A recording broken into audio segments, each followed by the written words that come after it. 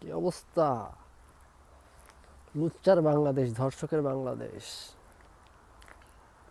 রামিসার পরে এবার কে হলো? রাবিয়া। ভাই দিনের পর দিন একের পর এক শুধু ধর্ষণ আর ধর্ষণ। মানে এমন কোনো সপ্তাহ নাই যে মনে হয় ধর্ষণ বাদে নাই। মানে এমন একটা অবস্থা আমার দেশের, হাই আল্লাহ রে! মাশাল্লাহ মাশাল্লাহ, প্রশংসা না করে পারাই যায় না। তো এবারও কি আমরা কি আমাদের প্রধানমন্ত্রীকে আর সালাউদ্দিন, ও নাকি সালাউদ্দিন না সালাউদ্দিন জানি না, তালিবাস হয় নাকি দুইন্তাস হয়, বেশি পড়ালেখা করে নেই তো ভাই, এই জন্য ভুল হয়। তো আমরা কি এবারও কি তাদেরকে দেখতে পাবো?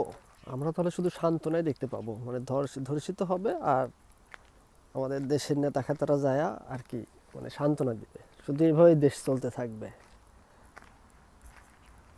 ভাই দেশ চালাতে না পারলে ছাড়ে দাও। তোমরা খালি এইসব গাড়ি চালাইলে হবে, ট্রাক চালাইলে হবে, কাভার্ড ভ্যান চালাইলে হবে, এগুলো চালাইলে হবে? দেশ চালাতে হবে ভাই, দেশ চালানোর মতো দেশ চালাতে হবে। এগুলো চালায় লাভ নাই, এগুলো চালায় কোনো লাভ আছে? দেশটাকে দেশের মতো করে চালাও।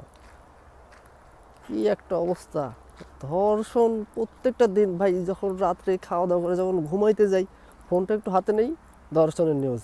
ঘুম থেকে উঠে যখন ডিউটিতে যাব, একটু খাওয়ার সময় একটু ফোনটা হাতে নেই, ধর্ষণের নিউজ।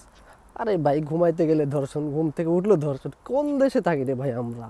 এটা কোনো দেশ না কি? কি এটাই তো মাথায় ঢোকে না। মানে এত বড় লজ্জা হয় ভাই আমাদের, মানে নিজের দেশের নাম মুখে নিতে। এখন এমন একটা অবস্থা, মনে মুখে দেশের নাম নেওয়ার আগে থুতু আসে মুখে। এমন একটা দেশ, যে দেশে কোনো নিরাপত্তা নেই, একটা শিশুর নিরাপত্তা নেই। বড় তো বড় মানুষের কথা বাদই দিলাম। এই দেশ নিয়ে কি করে গর্ব করব বলেন? গর্ব করার মতো কিছু আছে? এই দেশ নিয়ে গর্ব করবো কি করে আমি? অনেকের জলে, হ্যাঁ তুমি দেশকে ছোট করতেছো, দেশের নামে এগুলো বলতেছো।